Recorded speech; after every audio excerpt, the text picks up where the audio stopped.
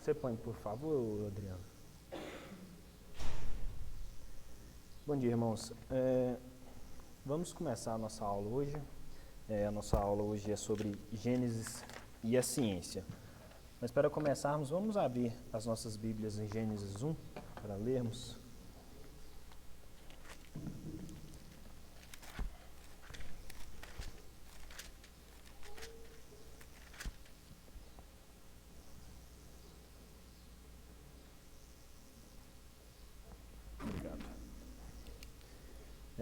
Nós vamos fazer uma leitura alternada. Eu lerei os versículos ímpares e peço que os irmãos leiam os versículos pares. Gênesis 1. Leiamos. No princípio, criou Deus os céus e a terra.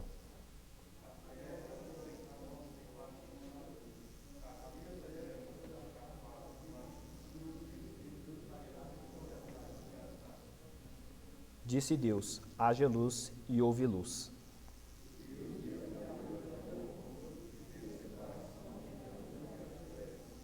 Chamou Deus a luz dia e as trevas noite. Houve tarde e manhã no primeiro dia.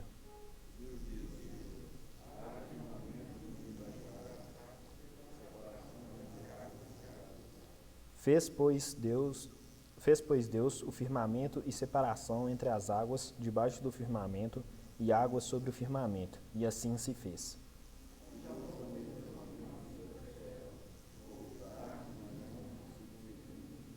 Disse Deus: ajuntem-se as águas debaixo dos céus num só lugar, e aparecerão a porção seca, e assim se fez.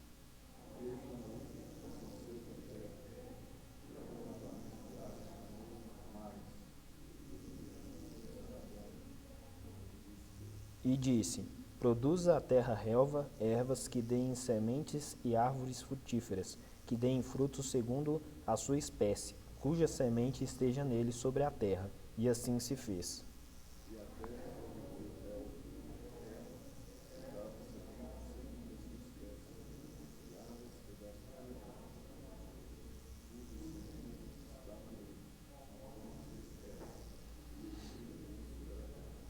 Houve tarde e manhã o terceiro dia.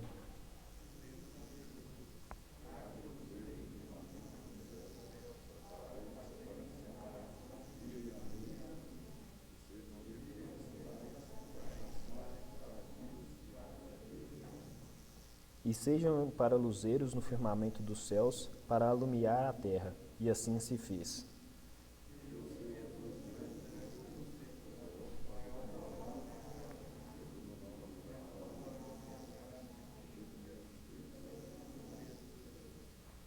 E os colocou no firmamento do céu, para alumiarem a terra.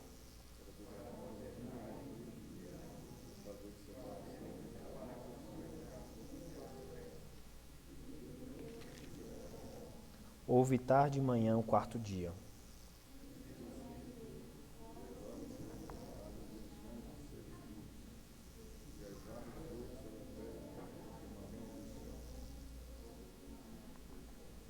Criou, pois, Deus os grandes animais marinhos e todos os seres viventes que rastejam, os quais povoavam as águas, segundo as suas espécies, e todas as aves, segundo as suas espécies. E viu Deus que isso era bom.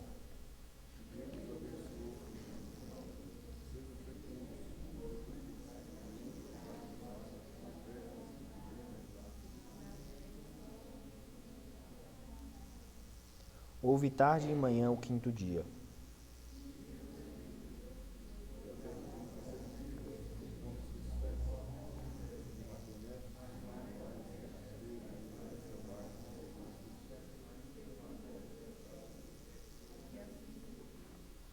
E fez Deus os animais selváticos segundo a sua espécie, os animais domésticos conforme a sua espécie, e todos os répteis da terra conforme a sua espécie.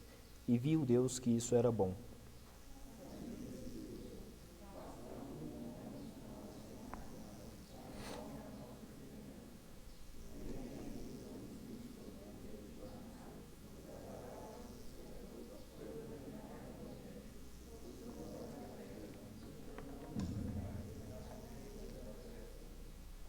Criou Deus, pois, o homem à sua imagem, a imagem de Deus o criou, homem e mulher os criou.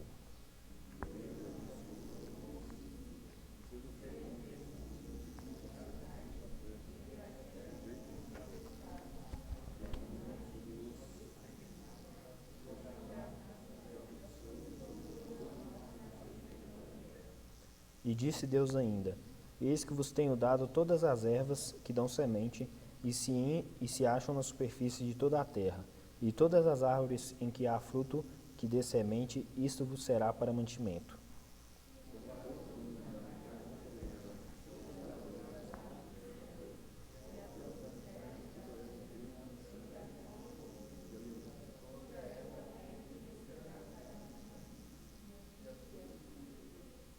Viu Deus tudo quanto fizera, e eis que era muito bom. Houve tarde e manhã, o sexto dia. Vamos orar, irmãos. Senhor Deus e Pai, graças te dou pela palavra que lemos agora, Pai. Graças te dou, Pai, porque o Senhor é misericórdia, o Senhor é misericordioso e o Senhor é bondoso para conosco, Pai, mesmo sem nós merecermos, ó Pai. Te agradecemos por tantas coisas que o Senhor faz por nós, ó Pai. Te agradecemos porque temos a oportunidade de estarmos reunidos aqui para ler a palavra do Senhor e aprender mais de Ti, ó Pai. Seja conosco, Pai. Abre os nossos corações para a mensagem do Senhor. Em nome de Jesus. Amém. Então, como eu já falei no início, a nossa aula hoje é Gênesis e a ciência. Mas antes da gente entrar nesse tema propriamente, eu queria fazer um breve resumo do que a gente já viu até hoje. A gente viu a primeira aula, que foi a introdução, que a gente viu um pouco da teoria da evolução e o erro dela, e a gente viu também um resumo da criação, como Deus criou todas as coisas. A nossa segunda aula foi a Bíblia e a História, onde a gente viu a historicidade da Bíblia e as coisas que estão escritas nela são verdadeiras e que foram escritas por um Deus que não pode mentir. E na terceira aula, a gente viu Gênesis e a História. A gente viu um pouco sobre o povo pré-diluviano e o início da nossa civilização. Então hoje a gente começa Gênesis e a ciência. Mas para a gente falar sobre a ciência, é interessante a gente entender um pouco o que é ciência. Então eu pergunto para os irmãos, o que é ciência? O que os irmãos entendem como ciência?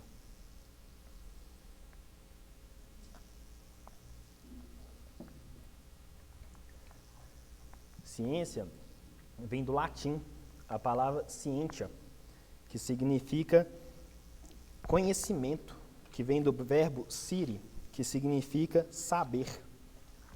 Então a gente vê que a palavra no original tem a ver com conhecimento e sabedoria. No nosso dicionário, a gente tem algumas definições.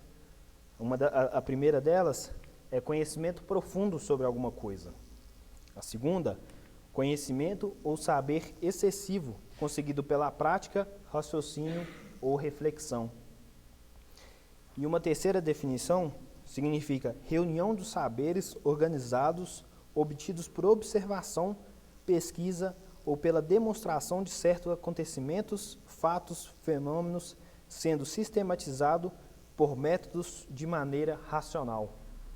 Então, a ciência tem a ver com razão e tem a ver com saber, pelo que a gente viu tanto na definição original como na definição hoje do nosso dicionário. E aí a gente tem que entender também a palavra Gênesis. O que significa Gênesis? O que os irmãos acham que significa Gênesis? Oi? Início. Mais alguma coisa, irmãos? Tem a ver com início. Gênesis é uma palavra que vem do grego e ela tem alguns significados. Significa origem. Ela também significa nascimento. Significa criação e princípio. Então, a gente já teve duas definições, o que é Gênesis e o que é ciência. Então, agora com essas definições, a gente consegue entrar no tema mais específico. Como a gente viu, a ciência não significa o estudo das coisas, do início das coisas, mas há áreas da ciência que estudam o início do universo, o início da vida, o início de todas as coisas. Essa área é chamada cosmogonia, significa o estudo da origem do universo.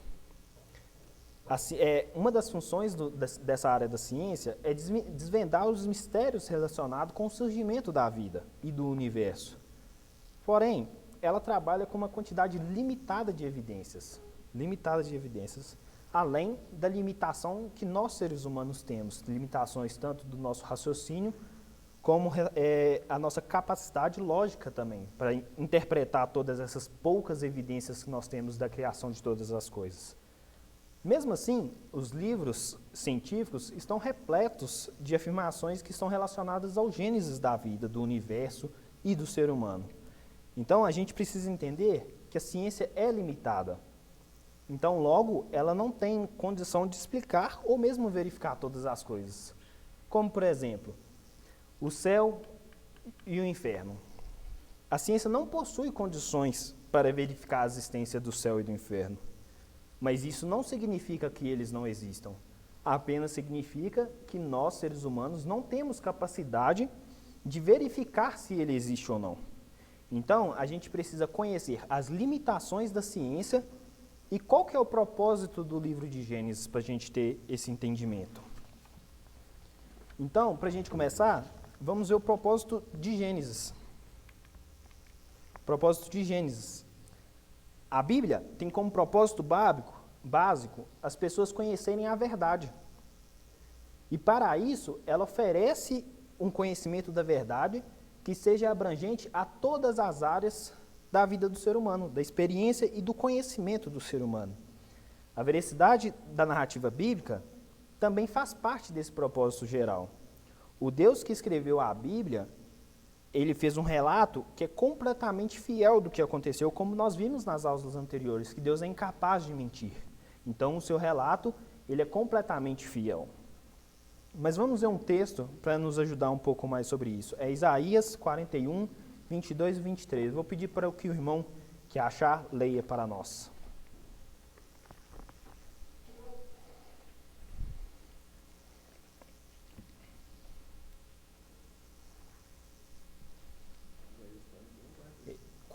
Isaías 41, dos versos 22 a 23. Aquele que achar pode ler.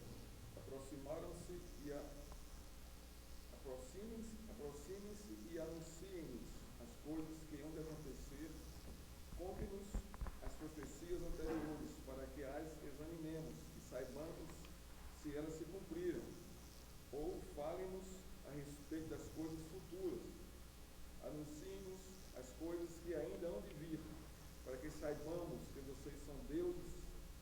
Façam alguma coisa, seja boa ou seja má, para que fiquemos com medo e juntamente o veremos.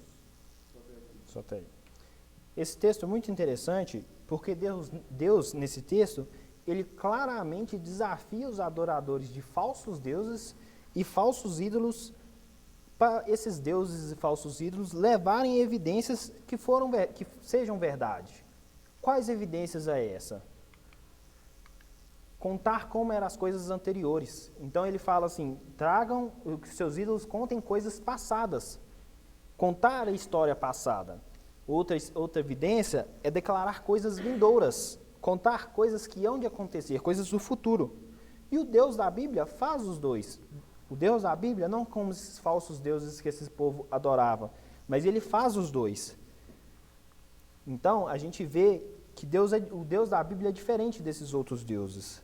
Mas a gente precisa entender também que o propósito da narrativa de Gênesis é para quem está lendo, oferecer para quem está lendo, um conhecimento verídico sobre a origem das coisas, de todas as coisas. E esse objetivo é atingido em 2 capítulos, nos 2 primeiros capítulos, apenas com 2 características muito importantes. A primeira característica é uma narrativa que não é cheia de detalhe, é uma narrativa que não é tão cheia de detalhe a ponto que quem está lendo fique confuso com a quantidade de detalhes. E a segunda é uma narrativa que não é tão geral, que a ponto da pessoa que está lendo também não entenda ou não compreenda com a riqueza de detalhes. Em outras palavras, o autor, que é Deus, foi preciso e conciso, não faltando os detalhes científicos para a Bíblia. Muito pelo contrário, ele oferece de forma relevante a quantidade certa para estabelecer e esclarecer o que foi narrado em Gênesis 1 e 2. Qualquer pessoa que tenha um pouco de conhecimento maior sobre ciência pode perceber que o texto de Gênesis oferece uma riqueza de detalhes científicos que são perfeitamente compatíveis com o que foi descoberto até hoje, como a gente viu nas aulas anteriores. Nós vimos evidências de coisas que são relatadas na Bíblia que o homem foi descobrir muito tempo depois. Mas o que precisamos entender é que o objetivo primeiro do livro de Gênesis não é ensinar a ciência, mas apresentar uma narrativa histórica fiel e verdadeira. E isso pode ser visto como que o livro é narrado, como que o livro fala sobre a criação e o universo da vida. Vamos ver um pouco mais sobre isso. E a gente vê isso na estrutura.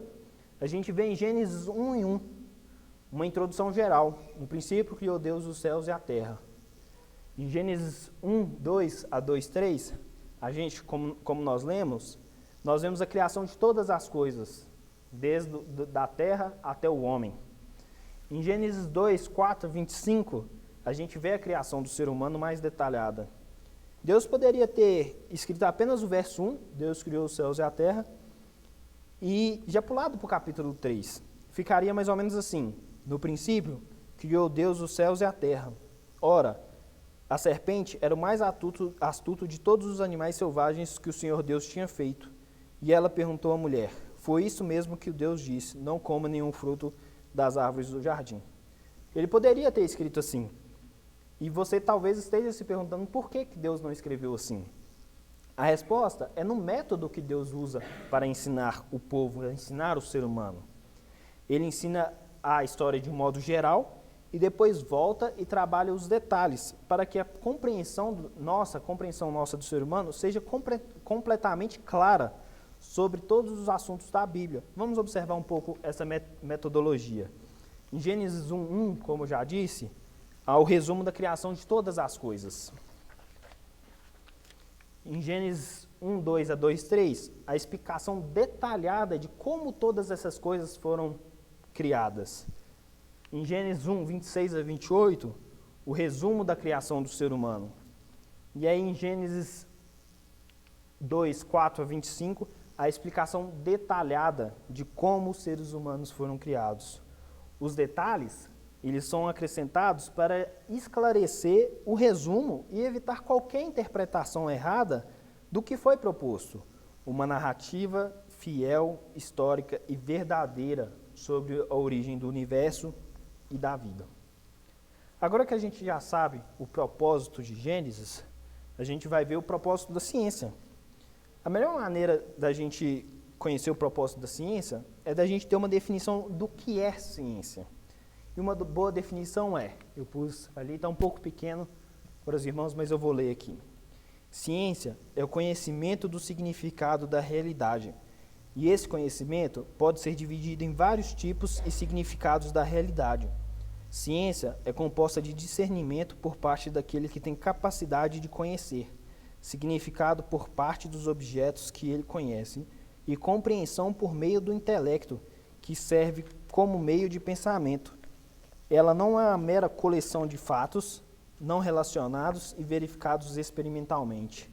Ela é conhecimento estruturado e essa estruturação vem do desenvolvimento natural da própria mente. Essa definição é um pouco confusa, mas colocando de uma forma mais simples, ciência é a forma de nós expressarmos a nossa percepção sobre a realidade, seja ela do presente ou do passado. Então, o propósito da ciência é de entender as evidências e dar um significado para essas evidências, para que haja uma compreensão da realidade, seja presente ou passada. Como exemplo, quando um cientista usa uma expressão para poder calcular a velocidade da queda de um objeto, ele espera que o resultado daquela expressão seja o mesmo que a velocidade da queda daquele objeto. Então, a ciência, ela espera que através de uma determinada teoria seja expressa o mais fielmente possível a realidade que essa teoria se propõe a demonstrar. Mas aí eu pergunto para os irmãos, o que é realidade?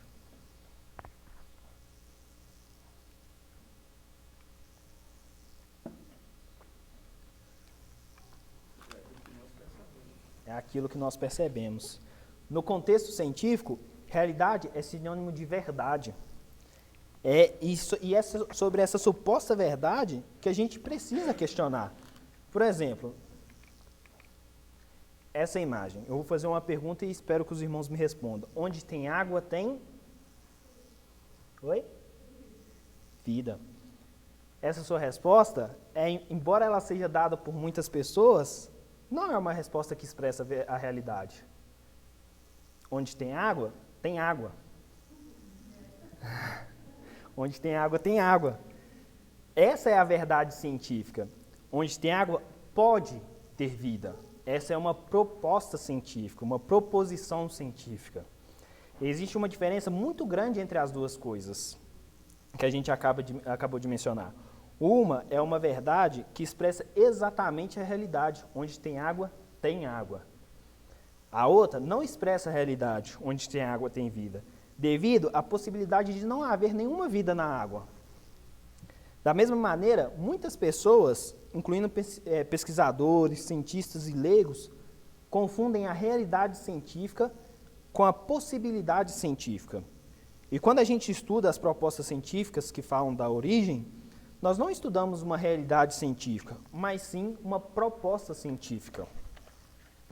Alguns consideram que a proposta evolucionista das origens como sendo uma narrativa histórica verídica do que realmente teria acontecido. O que? Tá. É porque algumas pessoas, elas consideram a proposta evolucionista, a teoria da evolução, como sendo uma narrativa histórica verdadeira. E não é verdadeira. A cada nova descoberta científica, o conhecimento é alterado.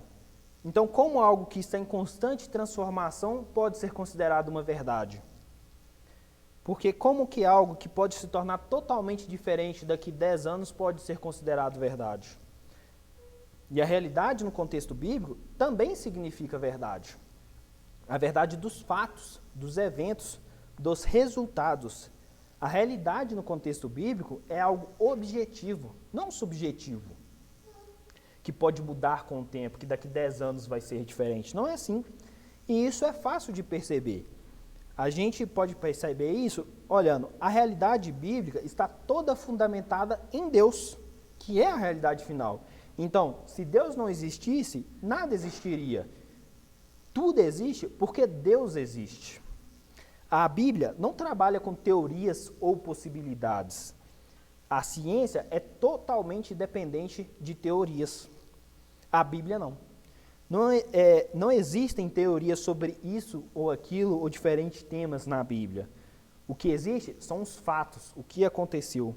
Deus não trabalha com teorias. Nós, seres humanos, é que trabalhamos com elas.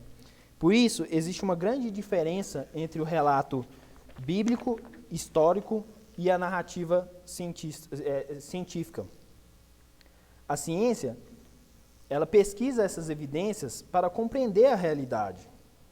A ciência busca a verdade constantemente. E existem propostas científicas que são criacionistas, que acreditam que o mundo foi criado. Essas propostas não estão baseadas na Bíblia ou em qualquer outro livro religioso. Eles não estão baseados em crenças ou superstições dos cientistas. Eles trabalham com evidências. Mas quais seriam as evidências que Deus teria criado o mundo? A primeira coisa que a gente precisa deixar bem claro é que não é possível provar que Deus criou o mundo. Portanto, tentar provar que Ele criou o mundo não poderia ser uma proposta científica. E quem disse que não é possível provar que Deus criou o mundo foi Ele mesmo. Vamos ver em Hebreus 11:3. Aquele irmão que achar, pode ler.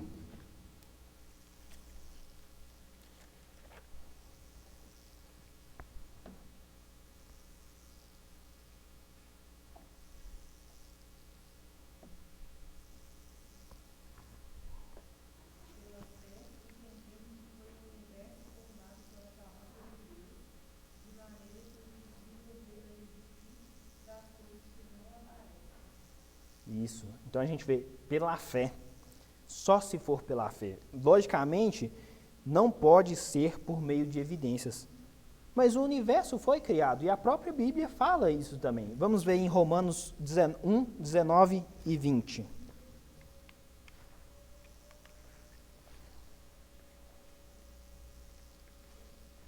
Mas aí é interessante nesse verso aí, que passa e não percebe. Olha só. Pela fé entendemos. Então, há um conhecimento prévio que vai dar entendimento de que o universo foi criado por Deus, e essa verdade, não é, ela vai se firmar na fé. Isso. A fé aí não tem um escuro. Exatamente. Não é? Há um pressamento aí muito interessante. Há um entendimento aí das coisas. De que eu creio nela, não é? Por confiar nesse entendimento que é revelado por Deus. Deus criou o mundo. É isso que o versículo está dizendo aí. E é muito interessante o senhor falar isso, pastor, que no nosso texto de Romanos diz o seguinte, Romanos 1, 19 e 20. Porquanto, o que de Deus se pode conhecer é manifesto entre eles, porque Deus lhe manifestou. Porque os atributos invisíveis de Deus, assim o seu eterno poder, como também a sua própria divindade, claramente se reconhece, desde o princípio do mundo, sendo percebidos por meio das coisas que foram criadas. Tais homens são, por isso, indesculpáveis. Então, é outro texto também muito interessante. Qual é a palavra-chave aí? Esse foi o que você leu, né? Qual é a palavra-chave aí? Esse texto aí. Percepção. Sendo percebidos. Está vendo? Isso é ciência. Você está observando, você está, né, pelo que exatamente. você está tirando, suas concepções estão lá reveladas. Exatamente. Então, o outro entendimento aí é percepção. Exatamente. Então, não é uma coisa cega, alienada. Exatamente, pastor. Existe um pressuposto aí. Exatamente. Que a gente, esse texto nos informa que por meio das coisas criadas, qualquer pessoa pode chegar à conclusão que existe um Deus invisível, com poder eterno e natureza divina, ou seja, que vai além da nossa natureza, um Deus transcendente. Uma conclusão óbvia ao a gente examinar a natureza é que ela foi criada. Ela foi criada. Ao examinarmos a natureza, nós podemos perceber isso. O não óbvio seria dizer que ela surgiu espontaneamente. Portanto, a nossa intuição, na observação de tudo que está ao nosso redor, é que a natureza foi criada. Isso é ciência. Isso é ciência, a observação. Exatamente, pastor. E outro ponto que nossa transmissão nos diz, que foi criada, são as leis da natureza. Como nós vimos na nossa primeira aula, as leis da termodinâmica, onde a primeira lei diz: nada está surgindo agora ou saindo da existência. A matéria e energia podem ser convertidas uma na outra, mas não há aumento total combinado do que existe. A segunda lei nos diz que o universo tende a desorganizar. Então, isso significa que a natureza, no passado, ela foi muito mais organizada do que ela é hoje. E vamos supor que alguém pudesse viajar no tempo. Quanto mais no passado essa pessoa viajasse, mais ela ia encontrar organizada a natureza. Então, ao chegar no início de tudo, no início dos tempos, o que ela encontraria? Uma natureza extremamente organizada ou uma natureza extremamente desorganizada? O que os irmãos acham?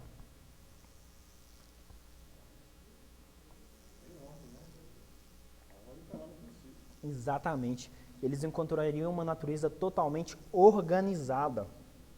E qual processo natural teria produzido uma natureza, logo no seu início, perfeitamente organizada?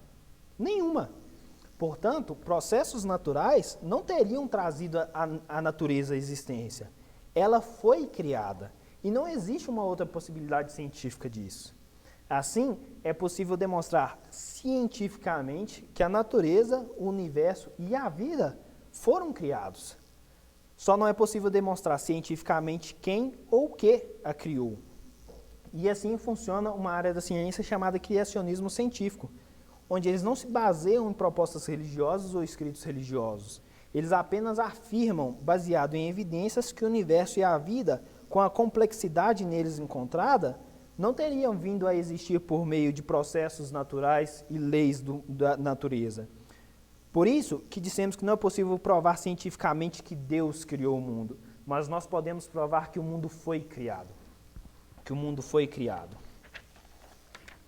E embora a gente não possa provar cientificamente que Deus criou o mundo, isso não significa que ele não criou. A gente precisa analisar a questão. Estamos tratando aqui de duas afirmações. A primeira é que o mundo foi criado. A segunda é que Deus criou o mundo. Mas como sabemos se ambas seriam realmente verdadeiras? A primeira é um pouco mais simples, como a gente já viu antes. A segunda é um pouco mais complicada. Então vamos partir da seguinte suposição. Se Deus criou o mundo, ele teria deixado evidências de que ele criou o mundo. Como um artista é reconhecido por suas obras, como um autor é reconhecido pelos seus livros, assim também nós reconhecemos a criação de Deus na natureza. Nem sempre essa assinatura é visível, mas ela é detectável. Por exemplo, se não pudéssemos detectar assinaturas, nós não poderíamos prender criminosos que foram pegos depois de cometerem seu crime. A mesma coisa é com a natureza. A gente vê as evidências na criação e a gente vai ver quais são elas. Mas antes da gente ver essas características, é importante a gente reparar uma coisa essencial. O Deus da Bíblia é um Deus triuno. O que é um Deus triuno? É um Deus que é 3 em 1. Deus Pai, Deus Filho e Deus Espírito Santo. E a gente vê isso logo no início da Bíblia. Vamos abrir em Gênesis 1:1.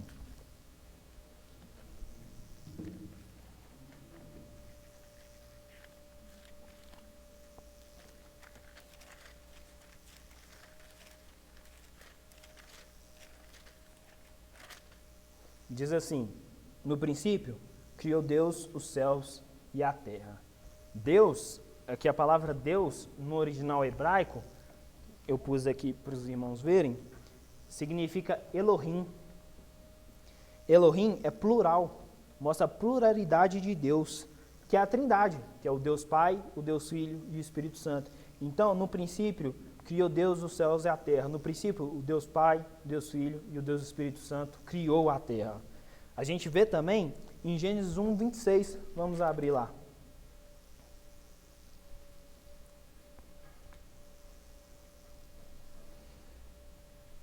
Que diz o seguinte: também disse Deus, façamos o homem à nossa imagem, conforme a nossa semelhança. Tenha ele domínio sobre os peixes do mar, sobre as aves do céu, sobre os animais domésticos, sobre toda a terra e sobre todos os répteis que rastejam pela terra.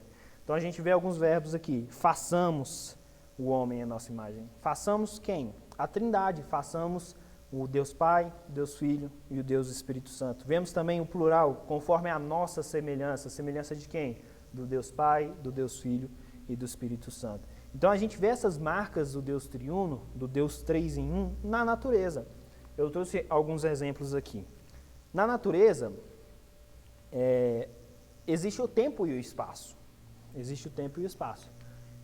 E a gente vai ver o tempo. Como que o tempo é dividido? O tempo é dividido no presente, no passado e no futuro. 3 em 1. Nós também temos o espaço. Ele é dividido como? Em largura, altura e profundidade. 3 em 1. A natureza como um todo é constituída de átomos. Como que os átomos são? Eles são prótons, elétrons e nêutrons. 3 em 1. Então a gente vê essa assinatura de 3 em 1 em várias outras coisas. Nós vemos no DNA, nós vemos em várias outras áreas da nossa vida. E existem muitas outras maneiras também de vermos a assinatura de Deus na criação de todas as coisas. Então, por que a origem do universo e da vida não poderia ser exatamente como as descritas na narrativa da Bíblia? Por que essa narrativa não seria a narrativa verdadeira história do universo, da vida e do ser humano? Seria por falta de evidências científicas ou históricas? Nós já vimos nas aulas anteriores várias evidências científicas e históricas disso. Então, se a gente parar para analisar seriamente, nós veremos que a resposta não é tão difícil assim. Que a resposta não é tão difícil. O universo foi criado e foi criado por Deus. Vamos orar, irmãos. Senhor Deus e Pai, Mais uma vez na Tua presença, venho te agradecer, ó Pai, por tudo que o Senhor tem feito por nós. Te agradecemos pela aula que tivemos agora, ó Pai. Vemos cada vez mais, ó Pai, a majestade do Senhor na criação do nosso universo, criação do nosso mundo e na nossa criação, ó Pai. Te agradecemos por tudo que o Senhor tem feito por nós, ó Pai. Te agradecemos porque o Senhor nos dá a capacidade de entendermos, ó Pai, que o Senhor é Criador de todas as coisas. Te agradecemos por isso, ó Pai. Em nome de Jesus. Amém.